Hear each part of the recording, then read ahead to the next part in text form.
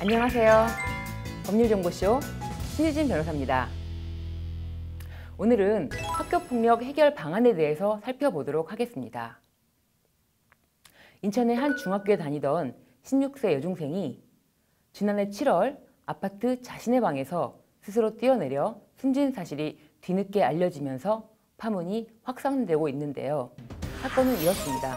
A양은 중학교 1학년인 2016년 처음 학교폭력을 신고한 이후 투신의 숨지는 2018년 7월까지 사실상 중학교 재학기간 동안 내내 학교폭력에 시달리다 극단적인 선택을 한 것입니다. A양은 지난 2016년 5월께 자신의 친구 K양과 함께 학교 경찰을 통해 학교폭력을 신고했는데요. 신고 내용은 K양이 유족을 통해 증언한 내용에 따르면 반 애들이랑 페이스북에 올라오는 친구 저격글과 욕설로 힘들어했고 자살까지 생각하고 있었다 였다고 합니다. A양이 학교폭력 신고 이후 담당 교사는 A양 아버지를 해당 학교 1층에 있는 학교폭력 대책 자치위원회실에서 만났고 담당 교사는 아이들과 다툼이 있었고 현재 화해를 했다는 취지로 아버지께 설명을 해드렸더니 아버지도 교사의 말을 수긍했다고 합니다. 이후 아버지는 교무실로 이동한 후 A양의 학업 성적 등 통상적인 상담을 마친 후에 귀가했고 이후 학폭위는 열리지 않았다고 합니다. 도대체 이 문제 어떻게 해결해야 할까요?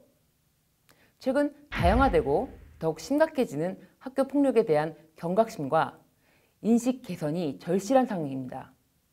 학교폭력 형태는 매우 다양합니다. 신체, 언어폭력, 금품갈취, 강요, 따돌림, 성폭력, 사이버폭력, 그리고 최근 사이버상 집단 따돌림, 악성 댓글 등이 있는데요. 최근 학교폭력으로 잇단 자살 사건이 발생한 인천교육청에서는 학교폭력과 관련하여 학교폭력 원스톱 대응센터로 대책을 마련하여 발표하기도 했습니다. 교육청은 학교폭력 예방 교육의 실질화와 학생 생활 지도를 강화하여야 할 것입니다. 또한 지금까지 기존 대책을 반복하는 것이 아니라 실질적인 대책이 되어야 하는데요. 보다 세밀하고 촘촘한 안전망을 구축할 필요가 있습니다. 학교폭력 원스톱 대응센터는 성 관련 학생 사안, 학생 사망 등 중대 사안 발생 시에 즉각 출동해서 법률 지원에서 조사, 조치까지 원스톱으로 대처해주는 것으로 올해 1월부터 가동된다고 합니다. 또한 피해 학생이 학교폭력으로 신고했다면 학폭위는 소집되어야만 하고 그대로 묵과할 수는 없는 것입니다. 학폭위는 위원장을 포함하여 10인 이하로 구성되는데요. 전체 위원 과반수는 학부모 대표로 위촉되도록 학교폭력법에 규정되어 있고요. 학폭위 위원과 이해관계가 있는 경우에는 기피 신청도 가능합니다.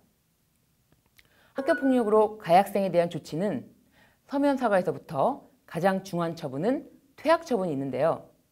의무교육인 초중학교에서는 퇴학 처분은 할 수가 없습니다. 문제는 단순히 학교폭력으로 학교 내에서의 징계에 대한 것뿐만 아니라 청소년 형사처벌 연령을 낮춰야 한다는 비판이 많이 있습니다. 현행법상 만 14세 미만은 형사처벌 대상조차 되지 않습니다. 그렇지만 만 14세 미만의 경우 처벌 자체가 면제되는 것은 아니고 현행법상 소년법상의 조치는 가능합니다. 즉 형벌법규에 저촉되는 행위를 한 만 10세 이상, 만 14세 미만의 경우 소년법에 따른 보호처분을 받게 됩니다. 이러한 형사 미성년자 연령 만 14세를 낮추자는 주장은 가해자를 엄벌에 처하여 범죄 행위 확산을 막자는 주장이고요. 만 14세 하향 조정 반대 측은 엄벌보다는 가해자 사회 복귀 프로그램이나 피해자 보호에 더 신경을 써야 한다는 의견으로 서로 대립되고 있는데요. 가까운 일본의 경우에는 만 16세에서 만 14세로 하향 조정을 하였고 다시 12세로 하향 조정을 하였습니다.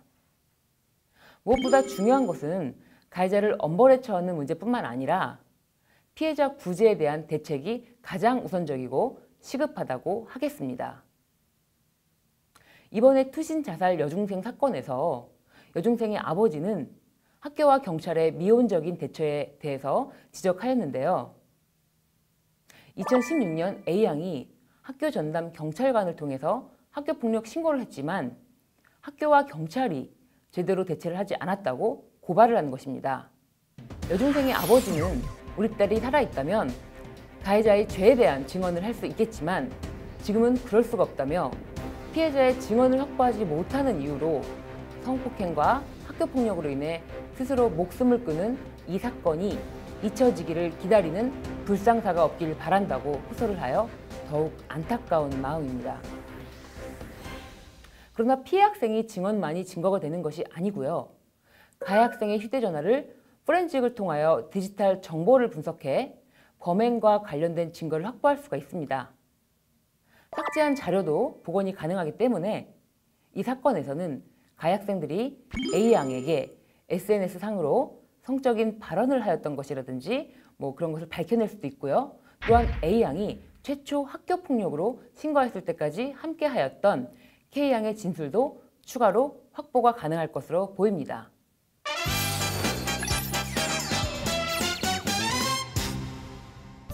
오늘의 주제, 날로 심각해지는 학교폭력에 대한 키포인트는 학교폭력으로 피해를 당한 학생이 어렵게 용기를 내어 학교폭력을 신고하였다면 학교에서는 반드시 학폭위를 소집해야 한다는 것입니다.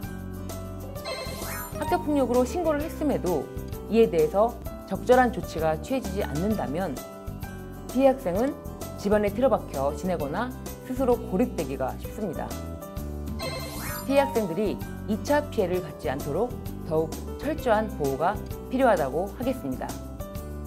지금까지 법률정보쇼 신유진 변호사였습니다. 감사합니다.